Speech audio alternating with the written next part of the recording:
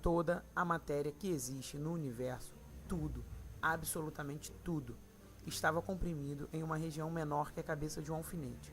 Mas de repente, cerca de 13 bilhões e 700 milhões de anos atrás, a matéria começou a se expandir violentamente, como se fosse uma grande explosão. Big Bang. Essa grande expansão deu origem a tudo. E foi, nesse instante, que nasceu o tempo. O relógio começou a bater. Ali naquele momento, o universo ou cosmos teria, portanto, uma data de aniversário. Inicialmente, pode parecer absurdo que uma teoria tão estranha tenha tido sucesso na explicação do mundo. Porém, é necessário compreender que essas ideias foram formuladas e avaliadas há mais de 2000 anos, numa época em que certamente os valores, as necessidades, as crenças e os critérios das pessoas eram muito diferentes dos nossos.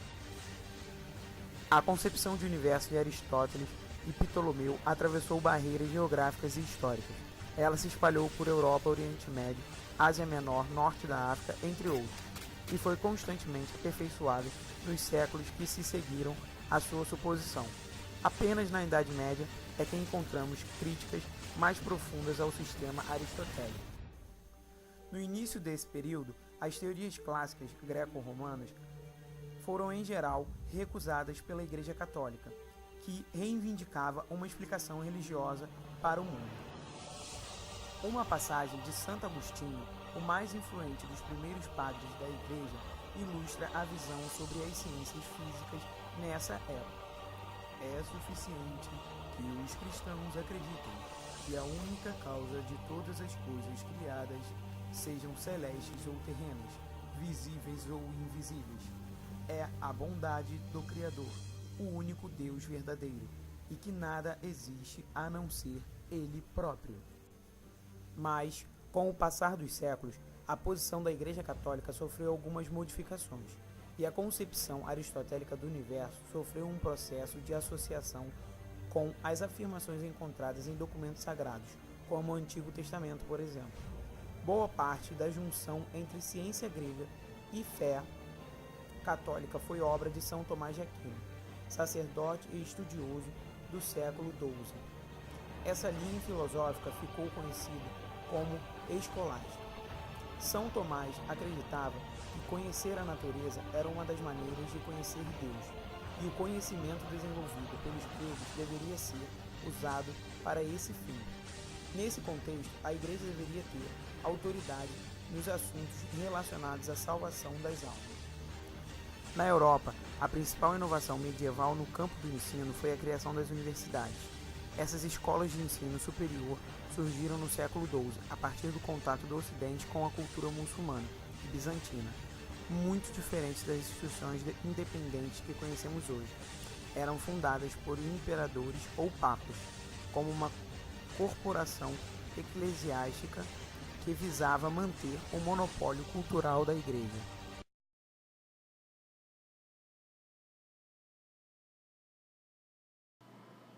É difícil imaginar que exista alguém que não tenha se perguntado de onde viemos, como foi que o mundo começou. Pelos 4 cantos do mundo, todas as culturas já tentaram de alguma forma explicar a origem de tudo, a origem do universo. Todos já fizeram a mesma pergunta, de onde viemos. Essa curiosidade está mais viva do que nunca nos dias de hoje, alimentando a imaginação dos cientistas, que tentam desvendar nossas origens. Os gregos foram os primeiros a buscar compreensão sobre a origem do universo sem a interferência da religião. O mais influente dos filósofos da antiguidade era Aristóteles, que viveu em Atenas em torno dos anos 1040 a.C. 340 a.C., Aristóteles dizia que a Terra era o centro do cosmos e que ela ficava no meio de tudo, imóvel. Ele dividiu o cosmos em 2 partes. No centro de tudo estava a Terra. Depois vinha a primeira órbita, que era da Lua. Acima da Lua vinha Mercúrio, Vênus, o Sol, Marte, Júpiter, Saturno e, por último, as órbitas das estrelas. Segundo Aristóteles, a Lua, os planetas e as estrelas seriam feitos de uma substância misteriosa chamada éter. Da Lua para baixo, as coisas seriam compostas por 4 elementos. O primeiro elemento é a Terra, que se encontra no centro do cosmos.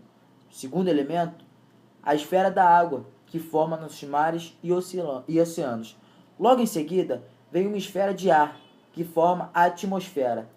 E, por fim, a esfera do fogo, que é a maior esfera que nós conhecemos como Sol. E a menor, que é as estrelas. Podemos ressaltar que esses astros errantes não giram na mesma velocidade dos demais. Por isso, causavam motivos para contestação. Esses astros errantes eram 6: a Lua, Mercúrio, Vênus, Sol, Marte e Júpiter, que eram supostos planetas. Teve planetas que não foram citados por não ser possível a visualização a olho nu, e naquela época não tinham tecnologia como telescópio. Depois de um tempo, o filósofo Cláudio Ptolomeu, que além de astrônomo, era matemático, deu forma final a esta teoria na sua obra Almagesto, que foi baseada na hipótese de que a Terra estaria parada no centro do universo com os corpos celestes girando ao seu redor. O sistema geocêntrico grego é conhecido também como o sistema ptolomaico. Afinal, a teoria de Ptolomeu foi aceita e defendida inclusive pela Igreja Católica por aproximadamente 1400 anos. Depois de séculos, a teoria de Aristóteles começou a ser contestada por um dos pesquisadores, Nicolau Copérnico, que teve a coragem de dizer que a Terra gira em torno do Sol e não o Sol que gira em torno da Terra, dando origem ao modelo heliocêntrico. Heliocentrismo é a teoria a respeito do sistema cosmológico, segundo a qual a Terra e os demais planetas giram em torno do Sol. Nicolau Copérnico, um polonês que viveu entre 1453 a 1543, é considerado o fundador da astronomia moderna e pai do heliocentrismo. Em 1514, Copérnico divulgou um modelo matemático no qual a Terra e os demais corpos celestes giravam em torno do Sol, contrário ao modelo geocêntrico aceito pela maioria e defendido pela Igreja por aproximadamente 1400 anos. O sistema geocêntrico ou ptolomaico descrevia um modelo no qual a Terra seria o centro do universo, que aliás seria finito. Nicolau Copérnico despertou-se através de um livro escrito por Ptolomeu, maior representante geocêntrico. Sua obra Almagesto descreve o conhecimento astronômico da época, confirmando que a Terra está parada no centro do universo, mas Ptolomeu não conseguiu explicar algumas irregularidades do sistema planetário. Copérnico frequentou a escola paroquial, sendo agraciado como cidadão acadêmico. Estudou nas melhores universidades, foi cursar direito na Itália, mas se interessou por geografia e astronomia. Fez medicina e era mais conhecido como médico por seus contemporâneos. Em 1512, tornou-se cônego da Catedral de Frankfurt, na Alemanha. Começou a desempenhar funções administrativas e, com o título recebido, estava assegurado por toda a vida. Dedicou-se mais à astronomia e construiu um observatório em uma das torres da Catedral. Foi Copérnico quem deduziu, após inúmeros cálculos matemáticos, que a Terra gira em volta completa ao redor de seu próprio eixo, e que isso explicaria os dias e as noites, e os movimentos do Sol e das estrelas.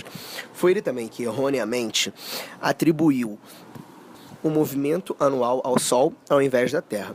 Sua teoria foi estruturada após 30 anos de trabalho.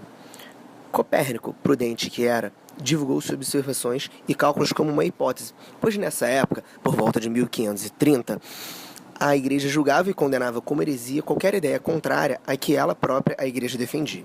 Somente em 1543, mesmo ano de sua morte, Copérnico autorizou que um discípulo, Jorge Ritacus, publicasse sua obra sobre a revolução dos orbes celestes, não mais como uma hipótese, mas colocando a teoria heliocêntrica como um modelo científico. Copérnico foi um dos primeiros pensadores que contestou a teoria de Aristóteles, que afirmava que a Terra era o centro do universo. Ele, sem um telescópio, teve a coragem de contrariar Aristóteles, dizendo que a Terra gira em torno do Sol. Essa teoria foi chamada de modelo heliocêntrico. Giordano Bruno, filósofo e teólogo italiano, publicou em 1584 o livro De Infinito Universo e Mundi, no qual defende o heliocentrismo e acrescenta o universo é infinito. Por essas e outras afirmações relativas à física, Giordano Bruno foi excomungado e queimado vivo pela Santa Inquisição no ano de 1600. Antes de executá-lo, Carrascos decepara sua língua para impedi-lo de proferir palavras horríveis. A condenação do filósofo como herege, por ordem do Papa Clemente VIII, encerrou uma vida de peregrinações, disputas e tormento. Nascido em 1548, na cidade de Nola, perto de Nápoles, Giordano Bruno ingressa na Ordem dos Dominicanos em sua juventude, abraçando mais tarde, em Genebra, doutrina de João Calvino. Acusado de heresia, foge para assumir uma carreira de estudos e viagens. Leciona teologia calvinista, inicialmente em Toulouse e depois em Paris, Oxford e Wittenberg. Dotado de uma memória prodigiosa que lhe permitia recitar de cor 7.000 passagens da Bíblia ou ainda 1.000 poemas de Ovídio, o filósofo era muito bem visto pelos príncipes da Europa. Incansável e em constante oposição às escolas tradicionais, jamais encontrou um posto permanente. Seus grandes trabalhos metafísicos, De la causa principia e uno, 1584, e Del infinito universo e mundi, foram publicados na França. Mais tarde, essas obras surgiram também na Inglaterra e na Alemanha. Bruno também escreveu sátiras e poesias. Em 1591, viajou para Veneza, onde foi processado por heresia pela Inquisição. Após sua prisão em Roma, foi queimado até a morte na fogueira. Bruno desafiou todo o dogmatismo, inclusive o da cosmologia copernicana, cujos princípios fundamentais sustentava. Acreditava que nossa percepção de mundo estava relacionada com a posição no espaço e no tempo no qual vemos.